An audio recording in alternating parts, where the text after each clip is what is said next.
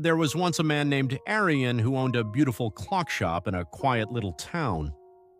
The shop was filled with hundreds of clocks: grandfather clocks, pocket watches, cuckoo clocks, and tiny wristwatches, all ticking in perfect harmony.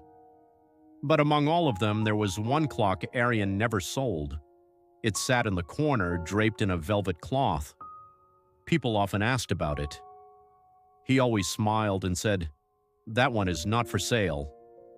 One evening, a young woman named Layla walked in. She was rushing, breathless, phone in hand, juggling a dozen things at once. "I just need a battery replacement. Quick, please," she said. "I have no time." Arian nodded gently and replaced the battery, but as she turned to leave, she noticed the covered clock in the corner. "What's that one?" she asked. Arian paused. Then slowly he walked over and lifted the velvet cloth. It was unlike any clock she had ever seen. It had no numbers, no hands, just a smooth, bare face, and a single engraving at the bottom that read, "Now." Layla frowned. "It doesn't even work." "It's the only one that truly does," Arian said softly.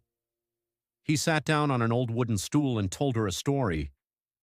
"When I was your age, I was building my future. Every morning I told my father, 'Tomorrow, Baba, tomorrow we'll sit together. Tomorrow I'll listen to your stories. Tomorrow I'll make time.' He never complained. He just smiled and said, 'Of course, son, tomorrow.' Then one autumn morning, tomorrow never came for him. I sat beside his empty chair for hours. The clocks all around me were ticking, every single one, but none of them could give me back a single minute I had wasted." The shop fell silent. Even the clock seemed to hush. Arian covered the clock again, gently, like tucking in something sacred. "I keep it there," he said quietly, "to remind every customer who walks in, and myself, that time does not wait for us to be ready. It does not pause when we are busy. It does not rewind when we realize we were wrong." Layla stood very still. In her hand was her phone, 3 unread messages from her mother she had been meaning to reply to for days. She opened them right there, in the middle of the shop. "Are you eating well? I made your favorite today. Just wanted to hear your voice, Beta." Her eyes filled with tears. She called her mother.